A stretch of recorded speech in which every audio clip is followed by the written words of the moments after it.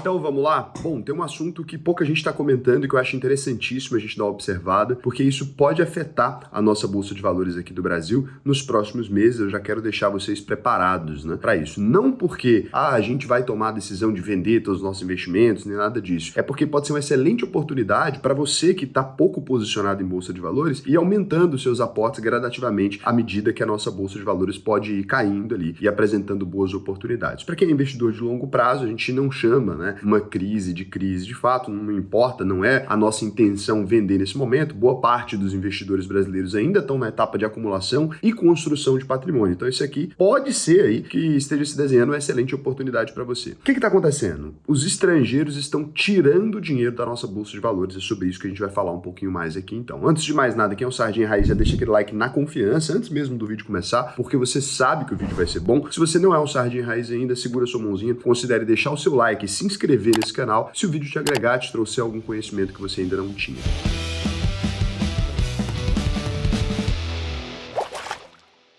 Então, se a gente observar a saída de capital estrangeiro da nossa Bolsa de Valores, em agosto agora, né, foi o pior mês do ano de 2023 inteiro. A gente não teve nenhum pregão de alta ainda na Bolsa de Valores no mês de agosto, na Bolsa de Valores brasileira, nosso principal índice no Ibovespa. E quando a gente observa para a saída líquida de dinheiro, a gente está falando de 7,378 bilhões de reais que já saíram aí até a última segunda-feira, que foi no dia 14, né? Os números aí parciais, apesar de não estarem completos ainda, eles já anulam, né, o dinheiro que entrou em julho e superam aí, com certa folga, o número de 4,28 bilhões que a gente tinha de capital estrangeiro retirado lá em maio. O que isso aqui diz pra gente? Diz que o investidor estrangeiro, de modo geral, o norte-americano, tal, que tem a maior capital aqui, ele tá olhando para o Brasil com determinada desconfiança. Isso tem algumas razões aqui, a gente tem que ficar tentando adivinhar o que tá acontecendo especificamente, porque ninguém vai ali e tire, né, justifique sua retirada, não é assim que funciona. Mas, quando a gente observa, a gente vê uma mudança com relação ao clima da China, né? Então a China está ali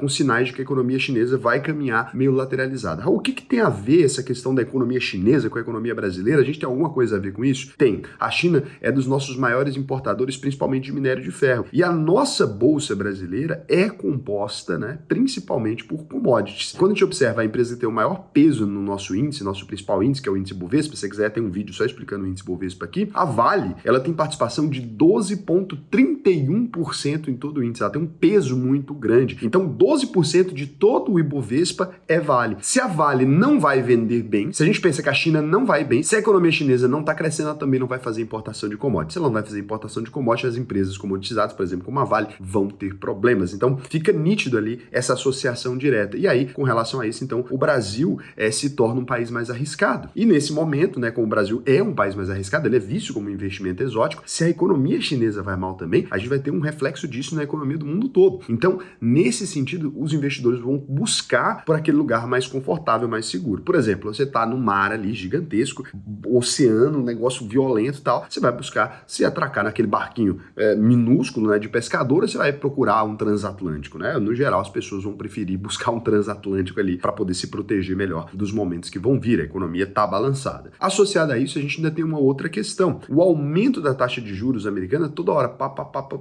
E o prêmio da taxa de juros brasileira, né, os juros reais no Brasil, é claro que a inflação está controladinha, mas ficando menor. A gente começou um ciclo, então, de corte na nossa taxa de juros e o Fed está num ciclo de alta da taxa de juros, emitindo título pra caramba. Então, o investidor americano, ele olha e fala, beleza, quando eu tô ali posicionado em Brasil, ganhando muito mais do que eu estaria posicionado em Estados Unidos aqui, tudo bem, eu tô correndo um risco muito maior, o Brasil é visto como um país arriscado, mas eu tô ganhando mais. Agora, se os Estados Unidos começam constantemente a aumentar a taxa de juros e a gente olha para a taxa de juros brasileira e ela tá caindo, aí você chega num momento e você fala, a inflação dos Estados Unidos começou a se controlar, a taxa de juros está legal, eu tenho uma alternativa que é colocar o meu dinheiro aqui dentro de casa, tudo tranquilo, numa economia dolarizada e muito mais estável do que a economia brasileira. E aí esse investidor também começa a fugir lá para fora. E quando tudo isso se alinha, então, a gente tem essa fuga de capital, né, estrangeira aí, que é a maior que a gente viu mais recentemente. E é lógico que isso tem muito a ver também com os investidores institucionais, eles precisam se posicionar ali para dar respaldo para o cliente deles, né? Isso aqui não é pequenininhos investidores investidores, não, tem eles também, mas são aqueles grandes investidores, porque imagina, se você tem aqui um fundo de investimento gerido por você, se começa a performar mal o seu fundo ali, os seus clientes podem começar a sacar dinheiro. Se os seus clientes começam a sacar dinheiro, você vai ter que vender essas posições. Então, muitas vezes, eles preferem se posicionar muitas vezes no lugar que vai ser menos arriscado, vai dar menos variação para passar por essas fasezinhas. Significa que vai entrar na crise profunda, sei o quê? Não. Mas significa que a gente vai ter uma oportunidade, aí tá tendo já, né? Uma oportunidade de investir, né? Com preços melhores do que a gente estava investindo lá atrás. Então, se antes você estava querendo comprar a empresa tal, porque era boa, tem lucros consistentes, etc., por um preço X, agora se esse preço X está com um descontozinho, já vai compensando mais. Pode ser interessante para você, tanto que está começando na Bolsa de Valores, quanto para você que já investe há mais tempo para poder ir fazendo seus aportes, né? Fica melhor para você aportar num cenário onde a bolsa está mais barata ali, você está comprando mais ativos por um preço menor. Então, não tem nenhum problema. Não fique assustado com isso, é um movimento normal de mercado. Eu sei que muitos de vocês não pegaram esse movimento e falam, Raul, a primeira vez que a bolsa cai, tantos pregam em seguida, sim, só que tá caindo de levinho, né? Tá com uma queda muito gradual. Normalmente a bolsa poderia dar uma porrada num dia só, poderia ter feito essa queda do mês de agosto inteiro. Então não tem nada de extraordinário. Eu sei que a imprensa já tá falando, tentando deixar você nervoso, ansioso, né? Meu Deus, vai acabar tudo e tal. Isso é muito mais para vender notícia, para gerar um clique ali, não tem nada contra o trabalho dos jornalistas, do que de fato para poder tomar decisão de investimento. Então, mantenha os seus aportes. No longo prazo, a Bolsa de Valores vai sempre seguir o lucro. Se as empresas são lucrativas, se elas estão ali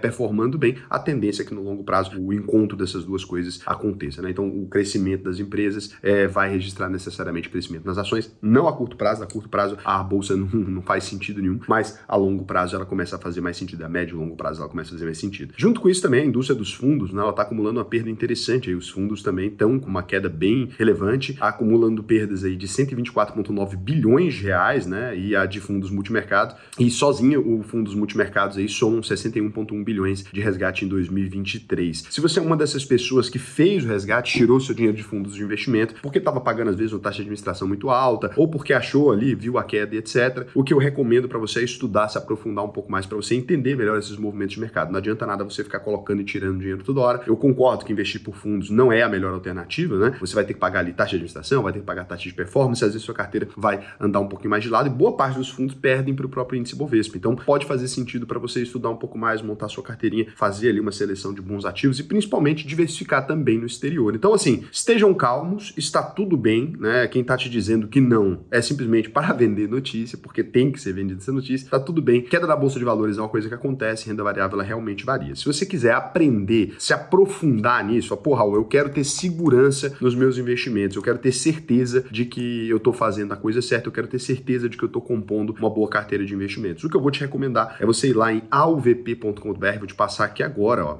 o site aqui. Você simplesmente vai vir em auvp.com.br, tem um botão aqui, né, chamado Faça Minha Análise de Perfil. Você vai clicar aqui, vai fazer a sua análise de perfil. Essa análise vai te dizer se a UVP é para você ou não, né, baseado ali nas respostas que você for dando. Conta pra gente como é que tá a sua vida financeira. A gente vai dizer para você, olha, a UVP é para você, vai funcionar, vai ser legal. Então é só você clicar lá, fazer a sua análise de perfil, responder suas perguntas. Se você for aprovado, vai ser um prazer aqui te ensinar a investir e não só isso, como te dar acesso também a rentabilidades muito interessantes de produtos que são oferecidos para clientes que têm mais de 10 milhões de reais investidos. Como a UVP, além de escola, ela também é dona da própria plataforma de investimentos, a gente consegue te oferecer a taxa private, né, que é a taxa oferecida para esses clientes nas outras plataformas de investimento, é a taxa oferecida para os clientes que têm mais de 10 milhões de reais. Então assim, a UVP se paga de maneira muito rápida. Paga de maneira muito rápida porque você aprende com conhecimento, evita perder dinheiro. Eu sei que às vezes você quer fazer sozinho, fala, eu vou aprender na internet, vou aprender em videozinho solto. Se você não pegar uma coisa coerente que te ensina do começo, meio, fim, com uma estratégia específica, sair pensando uma coisa de um e do outro, você nunca vai saber se está fazendo a coisa certa. Aí você corre risco de passar 7 anos ali investindo e não vai ter rentabilidade porque investiu errado. Então, aprende a investir, vai fazer a coisa certa, vai lá agora em alvp.com.br, vai ser um prazer te ensinar aí, tem turma nova começando, vai ser muito bacana aí para você. Agora, a gente vai vir aqui para um momento que não é um momento de hoje, é um momento de sempre, né? Eu tenho que responder algumas perguntinhas de vocês aqui e também depois disso a gente vai falar a palavra do vídeo aí para você concorrer a um presente que eu envio para sua casa. Então eu vou falar a frase lá no final para você poder comentar e concorrer a um presentinho para enviar para sua casa, mas antes disso... Você me pergunta, eu lhe respondo, eu tomo pinga cada domingo, dançando e curtindo Wanda, eu não consigo nem... lasqueira. Então vamos lá, vou pegar aqui agora algumas perguntas. Se você quiser participar desse quadro é só mandar a sua pergunta, eu não consigo responder todo mundo, mas tenho respondido todo mundo que é possível, né? Aqui foi só um complemento do Rafael Schettino, né? E a pergunta também tem a ver com o que é sucesso. Ser rico é ter sucesso? Para algumas pessoas talvez sim. Ser genial para criar um iPhone, mas não conseguir ser um bom pai, significa ter sucesso? Pois Pois é, o sucesso é uma métrica individual. Eu não sei se o Steve Jobs se considerava um homem de sucesso, eu nunca vi ele dizer isso, né? Eu acho que as pessoas consideram o Steve Jobs um homem de sucesso. Mas, de fato, para algumas pessoas, ser um bom pai pode ser muito mais importante, por exemplo, do que ter uma empresa gigantesca. Para outras pessoas, não, de fato, você está certo. O sucesso é uma métrica individual. Um excelente complemento aí, né, a esse videozinho curto que eu tinha postado. Agora, o Henrique Santos, né? Agora, então, uma pergunta honesta. Durante apenas 7 dias, você teve um sono adequado e isso parece certo? Não, eu durmo bem todos os dias, né? Eu durmo mais de 8 horas por dia. O que eu estava dizendo não é que tive um sono adequado. O descanso que eu falei não é sobre dormir, né? Dormir eu durmo, já expliquei aqui a cochileta russa, inclusive, eu durmo até a hora que meu corpo manda. E aí você disse, é correto então trabalhar a ponto de ter que esperar uma única semana do ano para dar ao corpo a quantidade de sono necessária? Eu nunca disse isso nessa postagem, você entendeu errado. Esse pensamento me parece extremamente perigoso. A sua interpretação ficou incorreta aí, vou te ajudar. Então o que eu estava dizendo nessa publicação, fiz uma publicação falando sobre as férias, é que o período de descanso, completo descanso, sem que você faça mais nada de trabalho necessariamente, é um período normalmente onde você consegue ter mais espaço para criatividade, onde você consegue raciocinar melhor. Não sobre dormir, eu durmo bem todos os dias, né? Mas dormir não é descansar somente, né? Dormir não é aproveitar, não é você ir ver um parque, não é você caminhar por ali, é porque você confundiu descanso com sono, são duas palavras completamente diferentes, descanso e sono. Eu posso estar descansando acordado, Henrique. Eu entendi o que você quis dizer, mas não, também acho que seria um pensamento extremamente perigoso, principalmente eu que defendo o sono aqui, e já fiz até um vídeo sobre isso, né? Não faria sentido. Seria incoerente com meus outros vídeos. Então, o Paulo Carvalho, 3959, independente do que aconteça, está na hora de aportar, certíssimo. Pergunta, fala Raul, primeiramente, novamente agradeço pelos conteúdos que sempre agregam. Comecei a estudar mais sobre Bitcoin, estudar apenas, relaxa. Não quero comprar só porque está subindo e vi que na Itália você mostrou alguns restaurantes que aceitam Bitcoin como pagamento. Como funcionaria isso? Iria transferir de uma wallet direto para outra igual Pix? Fiquei com essa dúvida de como funciona a moeda de troca entre meros mortais. Sim, é possível transferir tipo um Pix para outra pessoa, demora um pouquinho mais, mas tem algumas ferramentas hoje que facilitam essa transferência, mas é exatamente isso mesmo, é tipo um Pix, você transfere de uma carteira para outra, funciona muito bem, inclusive é uma forma de, quando alguns países de maneira tirânica proíbem o Bitcoin, por exemplo, o peer-to-peer, né, a troca de um para o outro, o Bitcoin foi feito para ser assim, então isso impede a gente, inclusive, de cair nesse nível de tirania. É possível sim transferir Bitcoin de um para o outro. Boa pergunta também. E agora tem os vencedores aí do último vídeo. Aqui então a gente tem a Amanda Souza BL7 ela ganhou aí um presentinho, e o Cego Rico, independente do que aconteça, ele falou, tá na hora de aportar, ele falou, sou deficiente visual e uso leitores de telas para mexer nas corretoras. Canais como o seu tem me incentivado a continuar. Que bacana, fico muito feliz que a gente possa estar te ajudando aí, Cego Rico. Ficou muito bom o nome do seu perfil, parabéns. E então esses foram os dois vencedores, e aí a gente vai falar agora o comentário desse vídeo, né? Se você quiser concorrer a um presente, crise é oportunidade. Então você vai colocar assim, crise é oportunidade. Então, para investidores que compram e seguram, a crise é uma excelente oportunidade. Um beijão para vocês e até o próximo vídeo.